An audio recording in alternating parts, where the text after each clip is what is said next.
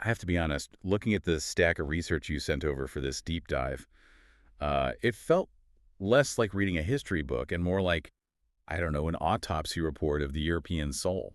Yeah, that's actually a perfect way to frame it. We're so used to the who won the war narrative, the battle maps and Right, treaties. flanking movers and dates. Exactly. But we forget the what happened to the mind narrative. The sources we're diving into today explore this concept of the fracture of certainty. And it really is a story of a whole date civilization waking up one morning and realizing that the script they'd been following for, what, 300 years? It had just been tossed into a fire. Completely. Because to understand this, you really have to look at the prequel to this story, which is the Enlightenment dream. The 19th century dream, yeah. Science is the hero, logic is king, and we are all just marching toward this inevitable, shiny utopia. Right. The assumption was that if we just applied reason to everything, we would cure disease, solve poverty, and basically eliminate conflict. It was supposed to be a straight lineup. But then the 20th century actually hits, and we don't get a utopia. No, we get the Somme, we get mustard gas, we get the Holocaust. That pivot point right there is what really jumped out at me from the reading. It's the realization that science, the very thing that was supposed to save us, was actually just making us a lot more efficient at killing each other. Exactly. Chemists weren't making medicine, they were making explosives. Engineers weren't building bridges, they were building bombers. That has to just shatter your worldview. It completely broke the European mind. I mean, think about it for the people living through it. You have to imagine the collective trauma. Yeah. If the smartest, most supposedly advanced civilization on Earth could produce industrial-scale death camps and trench warfare, then reason itself becomes suspect. So the mission of this deep dive isn't just to look at the dates. We want to see how Europe tried to rebuild itself in this total vacuum of meaning. And it is an incredibly messy rebuild. Oh, absolutely. We've got a lot to unpack for you today, from philosophy that says nothing matters to a church scrambling to survive, art that is intentionally ugly, and finally a generation of kids in 1968 who just want to burn it all down again. It's a wild ride, but we really have to start at the foundation. We have to start with the death of truth itself. Okay, let's get into the philosophy then. The sources lean really heavily on Friedrich Nietzsche here. They do. Now, I know he was writing a bit before the World Wars, but it feels like his ideas really landed with a massive thud in the 20th century. He drops that famous line, "God is dead." God is dead. And we really need to pause on that because today it's usually treated as this, I don't know, edgy teenage slogan. Right, something on a t-shirt. Exactly. But Nietzsche wasn't celebrating when he wrote that. He was terrified. He was sounding a fire alarm. How so? What was the alarm? Well, he saw that the West had built its entire moral structure, its definition of good, bad, right, wrong on the foundation of Christian values. And he argued that secularization and the rise of scientific rationalism had killed that foundation. He wasn't just saying, oh, people aren't going to church as much. He was saying, we have killed the referee. There is no one left to blow the whistle on morality. Wow. That's a terrifying image. It's like you're playing a high-stakes game and suddenly you look around and realize there are no rules, no scoreboard, and no umpire. You're just running around on a field. Precisely. And that terror, that realization, is what births existentialism. Because if God is dead, there is no pre-written script for humanity. The universe doesn't care about you. Right.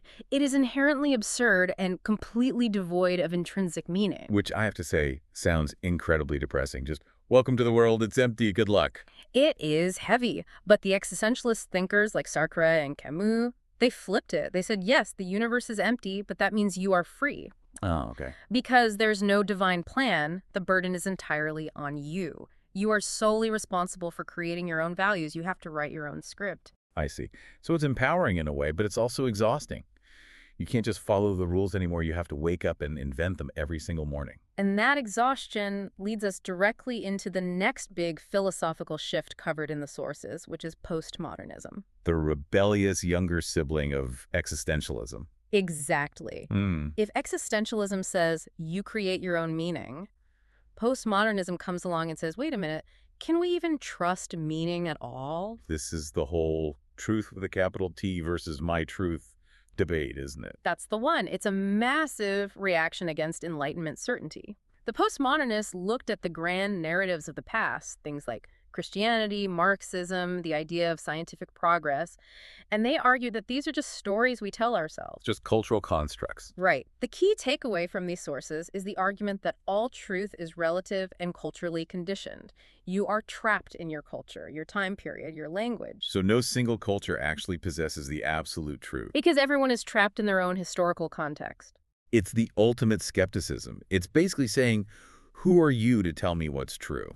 Yeah, and while that sounds liberating, it kind of dissolves the glue that holds society together. I mean, if I have my truth and you have your truth and they contradict, how do we actually build a civilization? And that is the exact question we're still dealing with today. Yeah. But let's ground this a bit, because philosophy is great, but institutions have to actually survive in the real world. Right.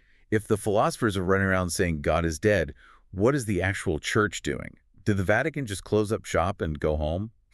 Far from it. Yeah. The institutional church is honestly one of the most fascinating survivors in this whole narrative. It really is. The sources highlight that while faith was being questioned intellectually, the church as a political force was incredibly active. But to survive this age of extremes, we're talking totalitarianism, fascism, communism, they had to get their hands dirty. And the sources broke this survival down into four main tactics, right? Yeah.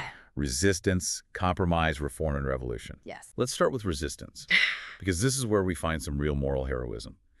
The sources focus heavily on Dietrich Bonhoeffer. Bonhoeffer is really the gold standard of moral courage in this era. He was a German pastor during the rise of the Nazis, and while a huge portion of the German church was just falling in line, essentially Nazifying Christianity to appease the state, Bonhoeffer stood up and said, absolutely not. He founded the Confessing Church, right, as a breakaway movement. He did, but he wasn't just preaching against them on Sundays. This went much deeper. He actively criticized the state's anti-Jewish policies, and eventually he became involved in the actual plot to assassinate Hitler. That is a massive leap for a pastor, to go from thou shalt not kill to Yes. we have to kill this specific man. It shows the absolute severity of the crisis. He realized that sometimes to be moral, you have to be a traitor to your government. And he paid the ultimate price for it. He did. He was executed just weeks before the war ended. It's a tragic story, but incredibly powerful. Yeah. But then, if you look at the sources, you have the other side of the coin. If Bonhoeffer is resistance, then we have to talk about compromise. The situation in Italy. Yeah, Mussolini and the Pope. This stood out to me as pure, cynical, transactional politics. It is a much darker survival tactic. You have Mussolini, a fascist dictator who desperately needs legitimacy, and you have the church, which is terrified of losing its influence in a rapidly modernizing world. So they make a deal. The Lateran Treaty.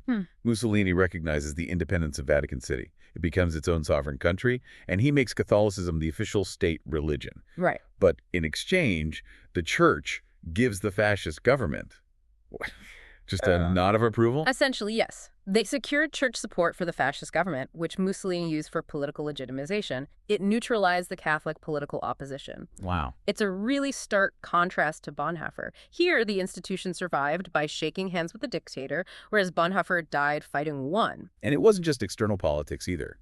The church had to fix its internal problems too, because by the 1960s, if you look at the demographic data, the pews were emptying out. They were bleeding relevance. The modern world was moving incredibly fast, and the Mass was still being said in Latin, which almost nobody spoke. It felt like a relic. So this is where the reform tactic comes in, the Second Vatican Council, or Vatican II. Yes, the internal modernization of the 1960s. It was a massive rebranding. The specific changes highlighted in the sources are the move to the vernacular. Meaning saying Mass in local languages. Exactly. You could actually hear it in English or French or Spanish. And they also pushed for ecumenism. Which is friendlier relations with other Christians. Right. Finally admitting that Protestants and Orthodox Christians aren't the enemy. The result was a revival of faith just by making it accessible again. Stopping being a fortress and starting to be a community. Exactly. And then finally you get the payoff of all this maneuvering, revolution. You fast forward to 1978 and you get Pope John Paul II. A Polish pope. Right. And he takes all that survival and influence and aims it right at the Soviet communist regime. By supporting Solidarity, the independent trade union in Poland. Yes. The sources argue that this provided the religious backbone that helped undermine the entire communist regime there. That's quite the arc.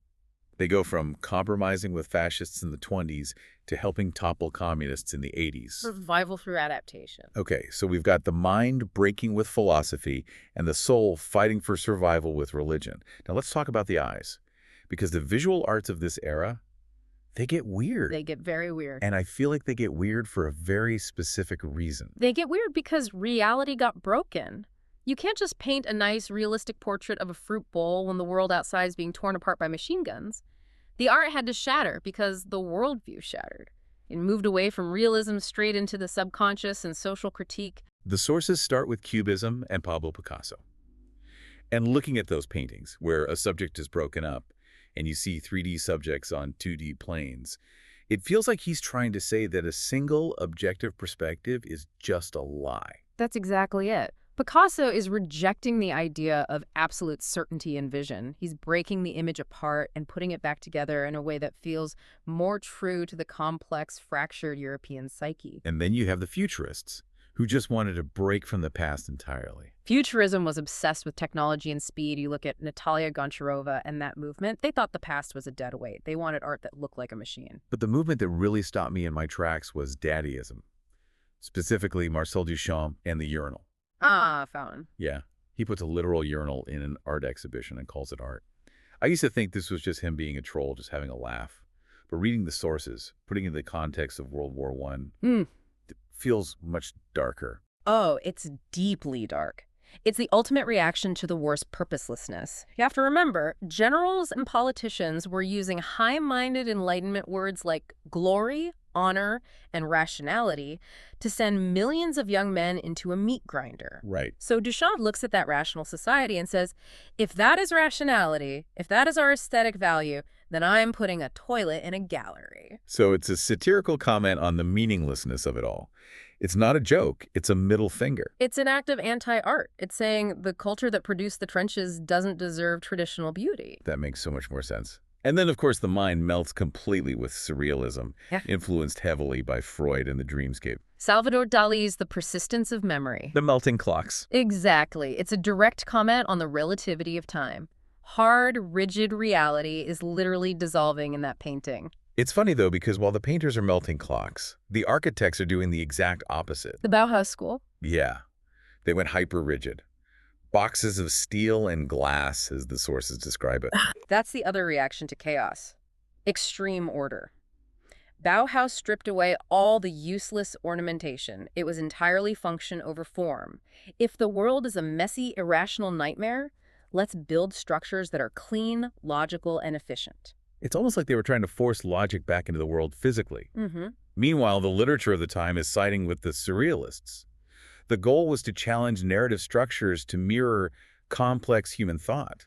Right, because if reality is disjointed, a standard beginning, middle, and end story doesn't ring true anymore. The sources mention James Joyce's Ulysses and his use of the stream of consciousness technique. Reproducing rapid, unpunctuated thoughts. Because we don't think in perfectly formatted paragraphs. We think in a chaotic flow. And then you have Franz Kafka, the metamorphosis. Kafka is really the mood of the century, waking up as a giant insect. Right, exploring alienation and absurdity through this elegant prose mixed with the completely fantastical. You wake up, you're a bug, and your main concern is that you're going to be late for work. It captures that exact feeling of being trapped in a bureaucratic, absurd system that just doesn't care about you. Okay, so let's zoom out for a second. We've got a society where philosophy says truth is relative, religion is navigating dictatorships, and art is melting or turning into a steel box. Yeah. But regular people still have to live their lives. They still have to eat, sleep, and raise families. And this is where the demographics and social movements come in. Because after the sheer devastation of the wars, Europe desperately needed a break. They needed to feel normal. Yeah. And that post-war shift gave us the baby boom. It did, specifically in Western Europe. The industrial efficiency that was used for munitions suddenly pivots to consumer goods, cars, indoor plumbing, synthetic fibers. But the sources point out that the baby boom wasn't just a biological accident. Governments were pushing for this. Desperately. They implemented neonatalist policies to recover massive population losses, paid maternity leave, tax credits. They essentially paid people to have kids. But reading about this rise of consumerism, it feels almost like a coping mechanism. A generation that stared into the abyss of war decides to just retreat into the comfort of the middle class. They built a comfortable consumerist shell to hide from the history they had just survived. But here is the massive clash. They built this safe consumer world for their kids. But those kids, the boom babies, they grow up and completely reject the status quo. Because they didn't live through the trauma, the parents said, look at this peace and prosperity we built, and the kids looked at it and saw bourgeois decadence. Which leads us right to 1968 and beyond. The year everything caught fire again, these kids took that existentialist idea that you have to create your own meaning and weaponized it against their parents' society. The sources detail some really fascinating movements here. I was struck by the LGBTQ plus rights movement during this time. The sources note that homosexuality was widely outlawed pre-1970s. Yes, and the resistance to that was fierce. A specific group mentioned is the Homosexual Front for Revolutionary Action, or FHAR, in France in 1971. Right, and their tactics were incredibly direct, interrupting anti-gay radio broadcasts to demand equality. They weren't asking politely, they were disrupting the system. And that spirit of disruption was everywhere. The grievances were piling up. Students and intellectuals were fighting against the Vietnam War, capitalist inequality, and that bourgeois decadence we mentioned. Which culminates in May 1968 in France. The 1968 revolts. This wasn't just a few students holding signs on a campus. No, it started as a student protest over university policies, but it spiraled completely out of control. It turned into a general strike of 10 million workers. 10 million. That's a paralyzed country. It was. It permanently challenged the stability of conservative governance. So the movement itself kind of fizzled out after some reforms, right? But the damage was done. The psychological impact was permanent, yes. So synthesizing all of this, if you look at the entire journey the sources laid out for us today, Europe went from the absolute certainty of Enlightenment science to the absurdity of melting clocks and urinal art. From the devastation of total war to the consumer comfort of the middle class. Only to have that comfort immediately rejected by their own children in the streets in 1968. It is the story of the rejection of absolute truth in favor of individual meaning. And that is why this history matters to you listening right now. Because our current world, where truth is constantly debated, art is entirely subjective, and rights are fought for in the streets. It was forged right here in this specific era. We are living in the world they built after the certainty broke. Which leaves us with a really provocative thought to end on. If the 20th century was defined by replacing absolute truth with individual meaning, in today's information-saturated world, have we taken that too far? That's the big question. Is the fragmentation of truth that began with those existentialists now the very thing, making it impossible for us to agree on anything? It's something you definitely have to wonder about when you look at the state of things today. It really is. Well, we've covered a lot of ground today. Thank you for joining us on this deep dive into the fracture of the European mind. It's been a fascinating look at the sources. We'll see you next time. Yeah. Keep questioning the script.